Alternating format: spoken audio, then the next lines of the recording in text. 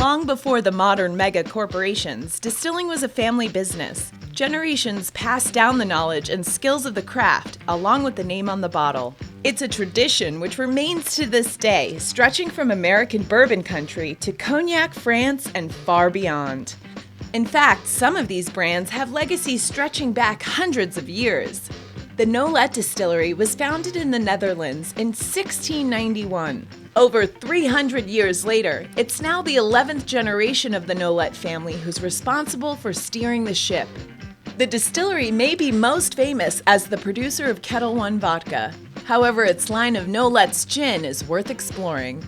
Diving into the Beam family legacy gives you access to two of the powerhouse bourbon distilleries, Jim Beam and Heaven Hill. Jacob Beam was the head of the family and counts as the first-generation distiller at what would become Jim Beam. The company was named for fourth-generation steward James B. Jim Beam. After the next generation, the family heritage shifted to the last name No. That's when Margaret Beam married Fred Booker No. Do these names sound familiar? It does if you like Booker's bourbon. Booker passed on the family trade to Fred No II, who still serves as Jim Beam Master Distiller. Meanwhile, his son Freddie, the 8th generation, is a distiller with the company as well.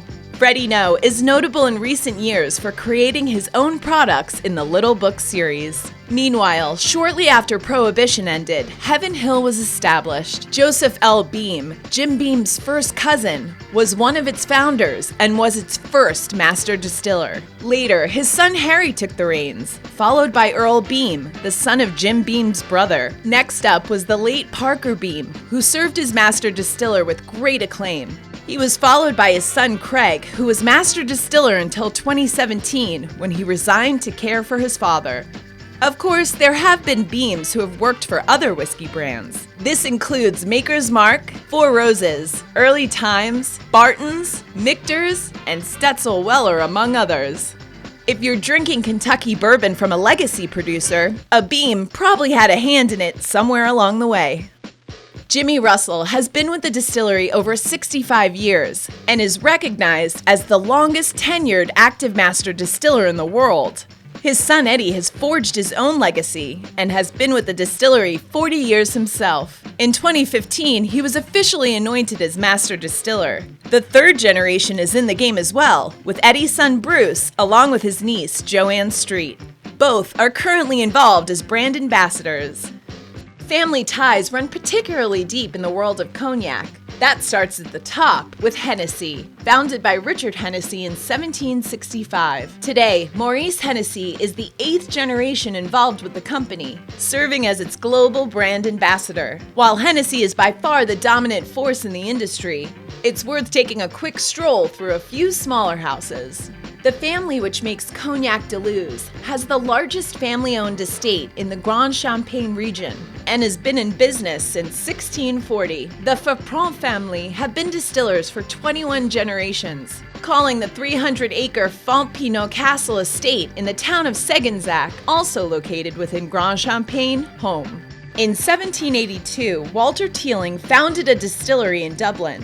Flash forward a few centuries, and brothers Jack and Stephen Teeling were responsible for bringing active distillation back to Dublin with the Teeling Whiskey Distillery. Their father John previously founded the Cooley Distillery in 1987, which became just the third active Irish whiskey distillery at the time. The distillery is now under the Beam Suntory profile, while John went on to found the Great Northern Distillery, primarily serving as a contract distiller and large-scale supplier of private labels.